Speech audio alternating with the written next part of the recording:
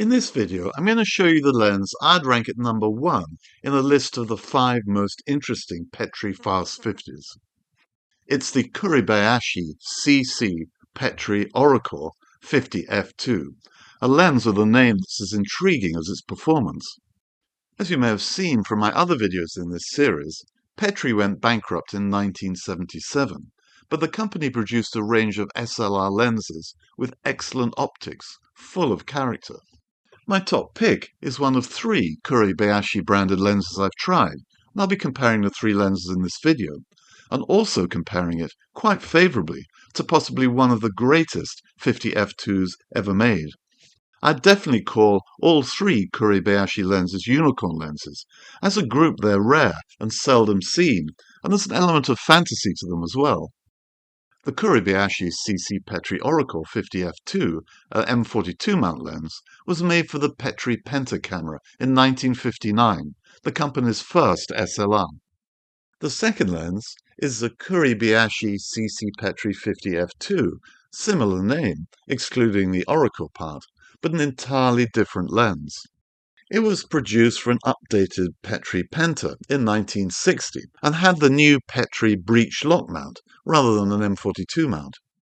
The third lens is the Kuribayashi C.C. Petri 55 f2, made for a new Petriflex camera in 1961, and that had a breech lock mount as well. It's taken me a long time to collect these lenses. They're not all that expensive to buy. The 2 Petri mount lenses each cost me around $50, including the cameras. The issue is you hardly ever see them up for sale. The M42 mount with the Orikkor name is the easiest to find, but then it's become more pricey as its reputation has grown. My copy costs around $150.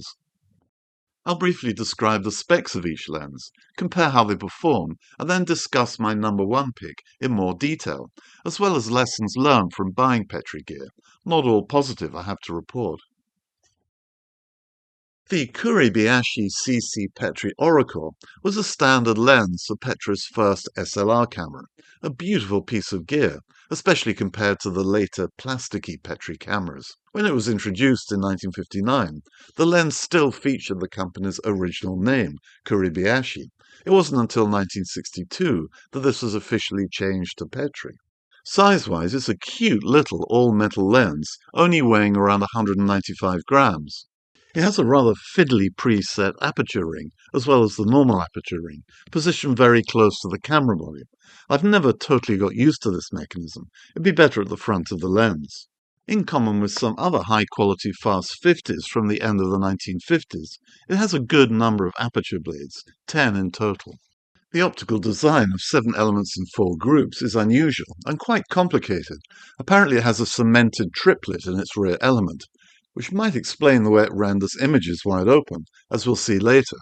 The lens's short-lived production may have ended for similar reasons to the first Super Takuma 50 f1.4, i.e. the design was probably too expensive to make commercially and had to be replaced by a simpler design, fewer elements and fewer aperture blades.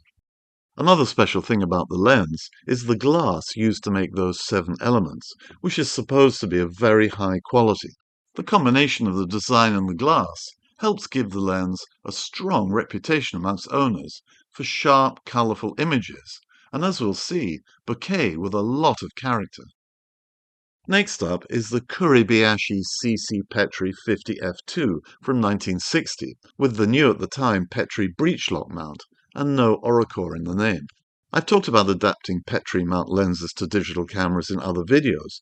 It's not easy or cheap to find appropriate adapters, and this puts these types of lenses at a distinct disadvantage. It's not surprising they're not so well known. The lens itself has a different, simpler optical configuration to the earlier M42 version. It has 6 elements in 4 groups, and only 5 aperture blades, rather than 10. The preset mechanism has gone, replaced with an auto manual switch. The lens is a little heavier than the M42 lens at 225 grams, and the minimum focus distance is 0.5 meters, the same for the M42 version.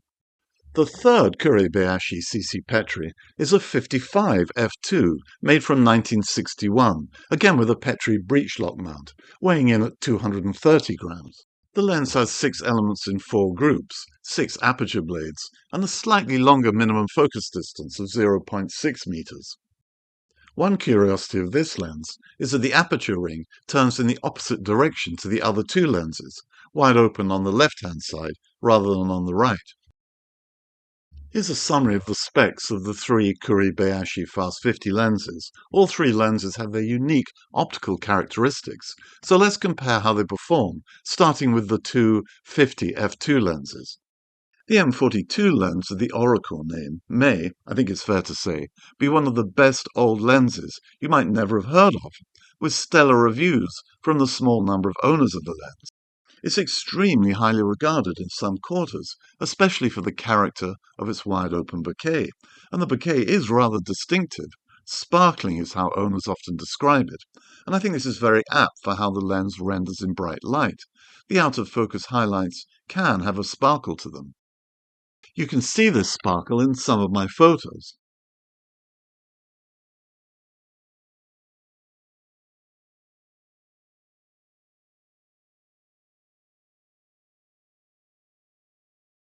And you can see the light effects produced by the lens in this video clip, taken inside in a restaurant.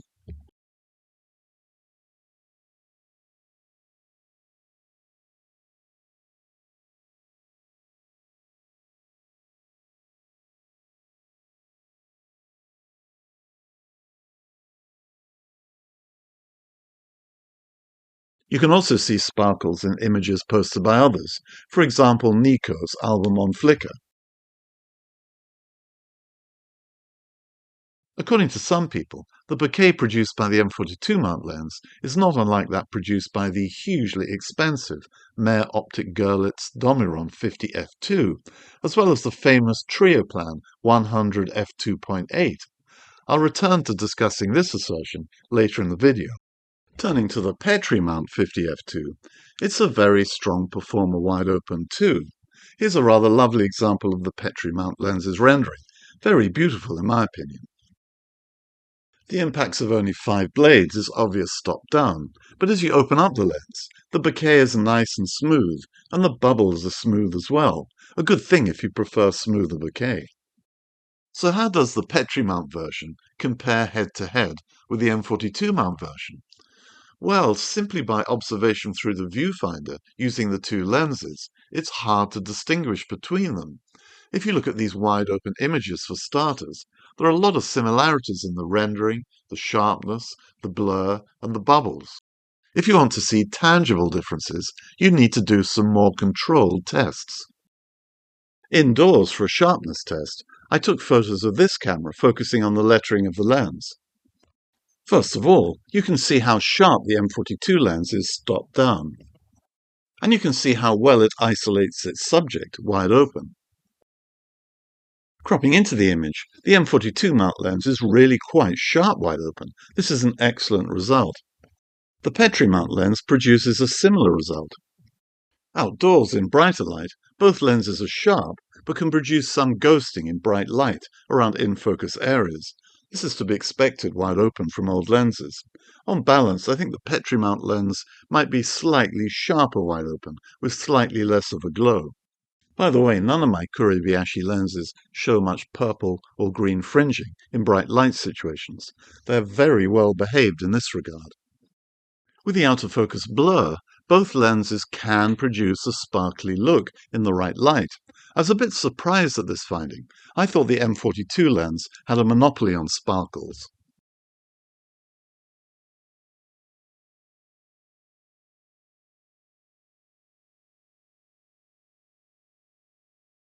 But if you look more closely at the blur, notably at these areas of out-of-focus blur, there are differences in rendering.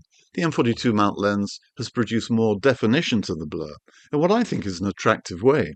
To my eyes, it's not busy in a distracting sense. It's got a lot of character, but it still blends well with the overall image.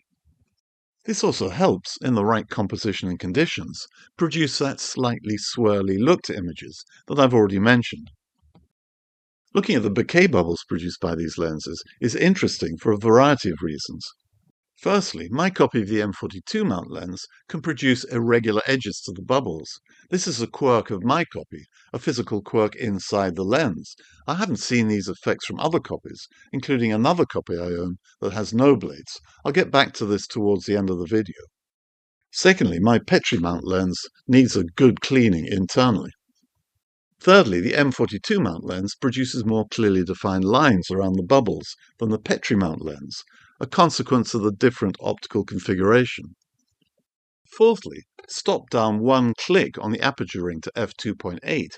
The M42 mount's 10 blades have already started to generate geometric shapes, not particularly smooth, rounded edges to the bubbles. If anything, you could argue that the Petri mount's 5-bladed bubbles look better and smoother, a view repeated at f4 and f5.6. It might be that the M42 lens's blades are closing down more at f2.8 because of its mechanical issues, but I can't control that until the lens is serviced. In terms of optical performance, stopping down more than f5.6 or f8, my copy of the Petri mount doesn't produce particularly strong, contrasty images. The results are okay on a sunny day, but on dull days, images, perhaps not surprisingly, can be rather dull and muted. These examples are straight out of camera. To my eyes, looking at images head-to-head, the M42 mount is sharper and more contrasty stop-down, with slightly richer colours. Here are a few more photos from the M42 mount lens, stopped down a little or a lot, to show you the sharpness, rendering and colours. If you're not that fixated in wide-open photography, it's an excellent walk-around lens, and the IQ of the images is good enough to blow up or crop into.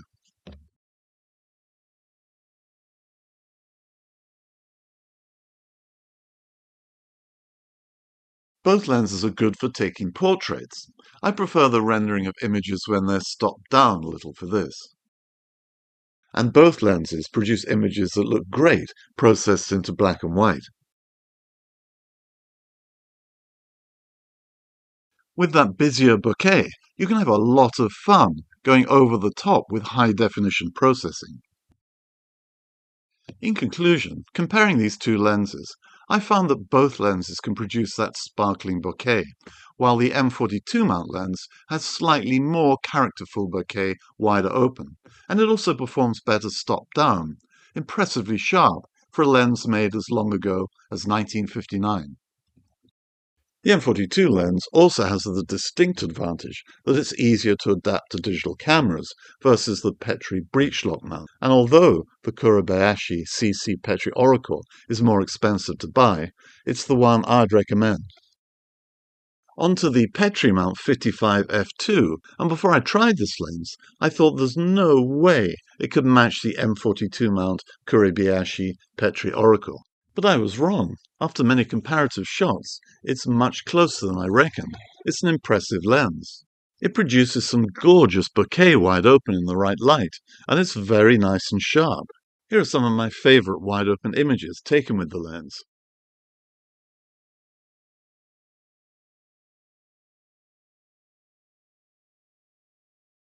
So how does it compare to the M42 50 f2? In terms of wide open sharpness, the 55 f2 is as sharp as the 50 f2. Both lenses produce a bit of glow around bright in-focus areas.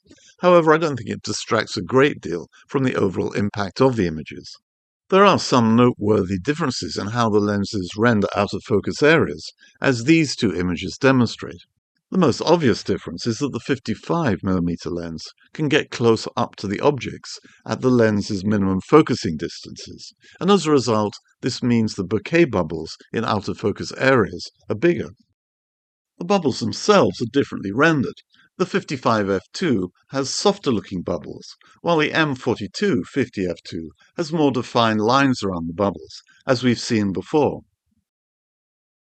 More generally, the M42's rendering makes the bokeh look busier and brighter, and to use that word again, the M42 lens's blur seems to sparkle more than the 55mm. Stopped down, the 55 f2 performs extremely well, great details and strong natural colours. pixel peeping between the two lenses, I think the 55mm lens may be a tad sharper at infinity.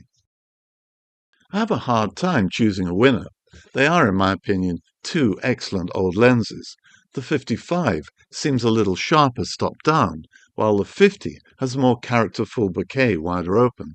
My final choice for the top lens, therefore, has been an emotional one, and as you already know, it's going to be the Kuribayashi C.C. Petri Orikkor 50 f2. It is a gem of a lens, small, compact, and while I normally prefer smooth bokeh from fast 50s wide open and close up, I absolutely love that sparkling bokeh. These comparative shots of the same scene, I think, sum up the difference in character very well between the two lenses. Returning for a moment to the Petri mount 55 f2, given its performance, I was wondering where I should rank the lens across all Petri fast 50s. Should it be at number 2? Well, maybe it should. It is really good. However, I've already reserved that place for the Petri Automatic 55 f1.8. It's a faster lens, it looks gorgeous, and you can produce equally beautiful images with it. Now at this point, we should return to the quality of bokeh produced by the Kuribayashi C.C. Petri Orikkor, because despite all the positive comments online, it's not universally admired. The lens does have its distractors. Take, for example, this comment on Yashica boards, which I'll read verbatim and also show you the images included as evidence in the post. In my opinion, the poster commented, this is not a great bokeh lens, just another internet myth continually repeated. Wide open, the bokeh is confusing, with obvious bright edges to the out of focus highlights, and clear vignetting, which would lead to swirly bokeh in some circumstances. Not the worst there is, but there are much better bokeh lenses out there. I actually have some sympathy with most of these points, and if you're not so keen on twitchy bokeh, as somebody else described the bokeh produced by the lens, then you're not going to rate this lens as one of the great bokeh lenses. As is the case across many other lenses, the quality of the bokeh comes down to personal taste. I personally like the bokeh from this lens very much, but others may not. That's fair enough. Now, I mentioned earlier that the lens's bokeh is not too dissimilar to the Meyer-Optik Gorlitz Domiron 50 f2, one of the classic old unicorn lenses, a lens that's been described, quite correctly in my opinion, as bokeh royalty. If you look at the images from the Domiron online, I think the comparisons are justified, similar blur, and similar rendering of the bokeh balls. As luck would have it, I happen to own a copy of the Domiron, and I'll be reviewing that lens soon in a separate video. Side-by-side comparisons of the two lenses, taken at the Kuribayashi's minimum focus distance, does indeed suggest similarities between the rendering of each lens and the overall look of wide-open images. The colour tint of my Domiron is slightly warmer, on yellows for example. I prefer that personally. One big difference between the lenses, on the other hand, involves their minimum focus distances.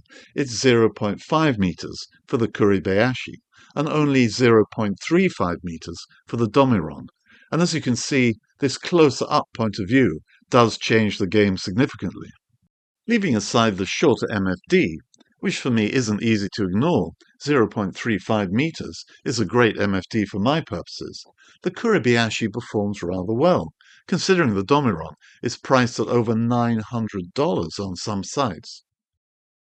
Stopped down at longer distances, it's a different story, but that'll have to wait for my Domiron review. Another comparison made by some people is with the Meyer-Optik Gorlitz Trioplan 100 f2.8, which has a simple triplet design. I can see why people think there are some similarities, especially with those lines around the bokeh bubbles. However, the effect is far stronger from the Trioplan. The Trioplan's bubbles are more clearly defined, and they maintain their roundness further away from the center. To finish off this video, and my series of videos on Petri Fast 50 lenses, I'd like to share some lessons I've learned from buying Petri gear. My first proper film camera was a fixed-lens Petri 7S rangefinder, and at the time I got the camera, Petri were known for good value, good quality gear, a reputation they sadly failed to maintain. Decades later, I bought my first Petri SLR lens, the M42 mount Petri CC Auto 55 f1.8, and for the price, it's not an expensive lens. I really enjoyed using it, and I still do. Then I stumbled upon the rare and sparkling Kuribayashi C.C. Petri Orikkor, a unicorn lens if ever there was one, and what a fascinating lens it turns out to be. Excited by the prospect of trying more Petri Fast 50s, I went down the all too dangerous rabbit hole of searching for and buying other models. And here they all are. Most of the lenses came with their cameras, typically a cheaper route than buying the lenses on their own. Cheap because a fair proportion of these cameras are broken and need repair, a sad indictment of the poor quality and durability of Petri's products. Take this current listing on eBay, nice looking camera, nice lens, and actually a reasonable market price, but it needs repair. A further complication is that Petri moved down market with its products, introducing cheaper gear with a lot more plastic in their camera and lens bodies, with more parts that are vulnerable to breaking over time. For the lenses in particular, the glass and optics remain good throughout, and most of my lenses still work well, even the plasticky ones, but I have had problems with the mechanics of two of the lenses. And unfortunately, both lenses are the Kuribayashi C.C. Petri Orikkor. As we saw earlier in the video, one of my lenses can produce odd-looking edges to bokeh bubbles wide open. To me, I could be wrong, but to me it's because the blades are not folding properly out of the way at f2. That's a problem for my lens that needs to be repaired. With my other copy, the edges of the bubbles are nicely rounded, but the lens doesn't have any blades at all in it at the moment. That's because the blades weren't opening and closing properly, and I've taken them out. I thought one of the blades had simply come out of its position. It's relatively easy to put right without removing all the other blades, but it turned out that the blade in question has a missing contact, and all the blades need to be removed, a much more fiddly job, probably for a dark winter's day. My advice here, if you want to buy one of these lenses, or indeed any Petri lenses, is just be careful. On a more positive note, one other thing I've learnt about Kuribayashi Petri lenses is that aside from the Fast 50s, there are at least two other lenses that have a very strong reputation online. I own neither of these lenses, but they do seem to be well worth looking at, if only out of curiosity, because they're extremely hard to find to buy. The 35mm f3.5 is said to be sharp, with exceptional UV transmission. The 105mm f3.5, which has a triplet design, seems to be much loved by its owners. So here's my final list of the top Petri Fast 50s. I posted separate videos on each lens, listed in the description below. And if you've been watching the videos, I hope you've enjoyed this series, as much as I've enjoyed trying these lenses. It's interesting to me looking back that I thought my fifth rank lens, the Petri 55 f1.4, with its extra large rear element, was so eccentric it could be placed bottom or top of this list. And you can make a similar argument for the Kuribayashi C.C. Petri Orikkor. It could be top or bottom of the list, depending on your tastes in bokeh and how good your copy of the lens is mechanically. But on balance, I think the Kuribayashi deserves to be the top lens. It's by no means the best old Fast 50 I've tried in terms of technical performance, but if you like your lenses to have loads of unique character, then this little lens is a sparkling performer. Many thanks for watching. All comments, likes and subscriptions are most welcome, and until the next time, all the best.